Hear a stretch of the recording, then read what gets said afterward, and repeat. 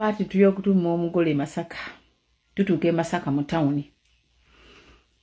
Tetukiriza amakanzu g'abaana gaayulika. Baba kube. Ngagamba twalinako abamawulire abawera. Taata w'omuvubuka oyo ali mu kikuubo. Muntu nnyo w'aba amawulire. Nga buli mwana agati kisoboka. Are we dreaming like batumye omugole nti ye bamutumye mu bitiibwa. Nti omusajja atugobye nti ye atugobye. Ekyo ekita ky'omwenge kibatwala ekyo ekya round. Omusajja yakigaana okuyingira mu nnyumba ye.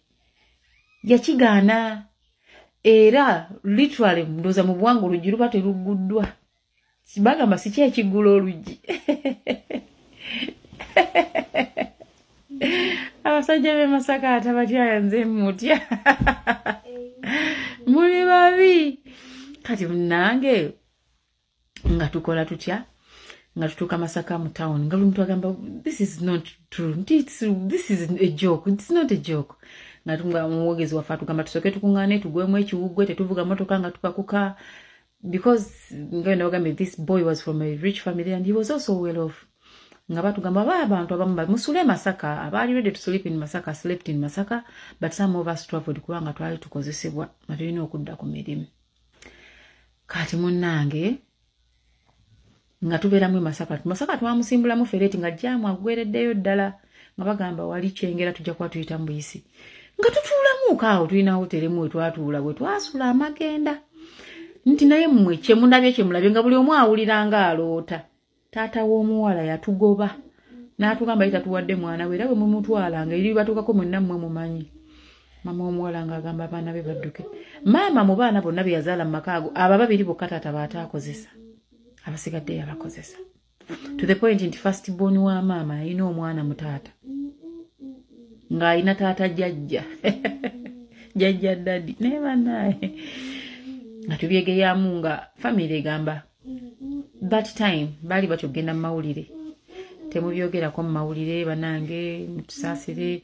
Nga tubagamba cause twali ba die hard. Ba taata w'omusajja. Like twaddanga twewuunaganya twalimu abamawulire abawera. Naye nga tetuva mu media house. Media house yaffe balinamu abaana nga 3. Abalala simanyi baali bameka from which media houses. Guys spent a lot of money to bribe journalists to stay off that story. Netusirika. Nekituyitirirako. Netubeeranga tukitegedde. Like twajja mu motoka nga omuntu agamba is kituufu omusajja atugobye tatuwadde mukazi nti ye. Kati bwe nga tetunava ku hotel wali kudda Masaka nga omwogezi waffe nga tugenda kuba communicatingira wawe tudda omuvubuka yali ayagala omuwala. Literally we didn't know this girl Bambi was pregnant for this boy and this was the first boyfriend in her life. Ono boyfriend yasanga ono omuwala nga ali virgin according to the story we are told because twatuka time ne tubuuza banne kino nga mukikase nnyo mufaaki. Omuvubuka n'atubuulira ensonga ne promise gy'alina eri omuwala oyo. Kati munnange nga tugamba kale munaatubuulira nga tudde Masaka. Omuwala ono gye yajja okukola obukozi mu Kampala maka. Omuwala omukulu yanyumizaako omukyala w'amaka ago ebizibu byabwe. Era twava e Masaka baamukubye essimu nga tuli ku hoteli eri gye mbagamba we twasula the day before the mukolo. N'abagamba I have no problem mujje mukolo okwanjula. So the kwanjula was on a Monday. Back twist baakuweta bwesi ne tudde eri omuvubuka ono gye yamulabira ne bakola okwanjula ne kuggwa okwono omuwala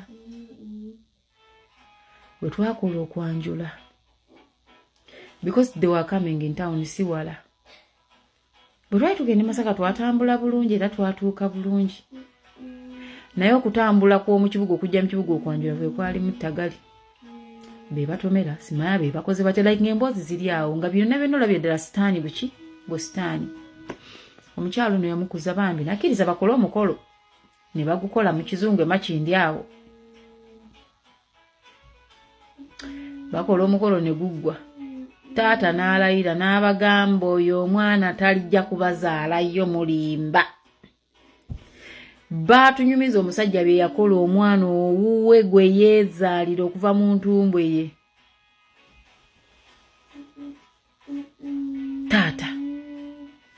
Taata n'ayawukana ne baganda be abamu bwe twaliise basenga abawala nga nabo bategedde kyakola because abasinga abamu ndowooza nabo babitegerera ku mukolo guli ogwaliko kibooko mu kwerangira ab'ekyalo boogedde ebiki era ku mukolo eno waaliyo basenga abaddala batali bagula ab'omu kibuga abaddala so natwala obudde mbuuzeko abantu bano kati bano basenga be muleese tebaabeereko bo buzibu nga bagamba bo tebakkiririza mutaata kyakola ne babeera ku mukolo gwa muwala waabwe muwala waabwe n'ayingira obufumbo naye era gye byaggwera nga baawukanye n'omulenzi ebizibu byayitirira ne bisukka we birina okukoma naye nga byonna ensibuko yava ku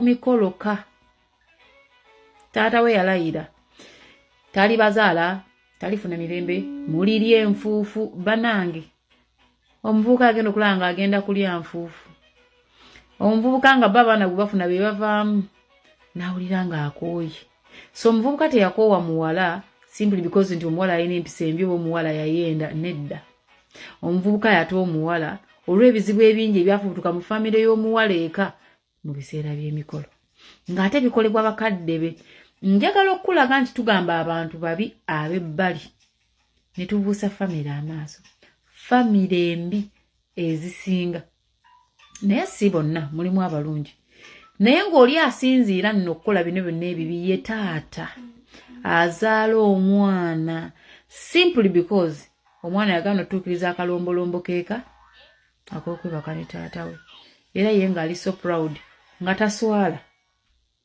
taata nga taswala ng'ali ready nnyo okwebaka n'omwana we ng'ali ready nnyo okuwa omwana emikisa nga taata amaze okulaba obwereere bw'omwana we nze nanyiigira nnyo maama w'abaana abo nti olwedde omukulu yakuzaalira mawube ate oyagala ne bana abalala naawe maama n'osigala mu obufumbo nga bwafubutuka mu kisenge ky'omwana wo najja ewuwo njagala kuwa omukisa guno okutegeeza abakyala nti bwe babagamba okuguma tebabagamba kusiruwalira mu bufumbo babagamba kugumira biteekeddwa kugumirwa obulumi bw'okuzaala ndoza n'okugumiikiriza omusajja wo ng'akyezimba so si kugumiikiriza ebintu by'ekisiru emikolo girimu katemba wenkomawo ngenda banyumiza omuwala oyo nno ne bukedde yamuwandiika eyayanjula abasajja naye nga buli gwayanjula afa atafiiridde mu kidaala afa ng'agenze ng'omukolo guwedde paka we yava e Uganda omuwala oyo n'agenda afuneko gy'awumuliza obulumi bwe. I don't know if she's still there. I don't know if she died. Ebizibu mikolo nembaga naye nga naye ekizibu kye kiva mu family. Kiva mu family ewaabwe sina mukwano gwe. Kati sofa session tuli kuyamikwano. Gwe nango ine emboozi ye emikolo. Jangu mu kabox onyumizeeko nze nja kuteeka wano onyumiza abantu. Eje emikolo nembaga girina katemba. Omuntu abadde alina ssente atuuka ku mikolo nezeesiba nezigaana nga bukintu kitambula bukintu nga kifu. Eje emikolo kyobula bagamba sitani tayagala bufumbo olina okuba omusabye nnyo oba omuloge nnyo ku bibiri olondako kimu otherwise. Mikulu bakiddaawo waleese emboozi eno nze ngenda kunyumiza emikolo n'embaga gye mbaddeko gwe otya nze emmere gimu njiridde nga naye nga olya lwa butaagaani walimu egamba bwe yajja wano teyalya. Emikolo n'embaga we nalaba ne ku mmere gye baaleeta nga y'abantu babale olwamala ogiryako ne bagiswiki nga ne bakola emmere endala. Nze tombuulira mikolo n'ambaga ngimanyi bulungi n'ebizibu byagyo.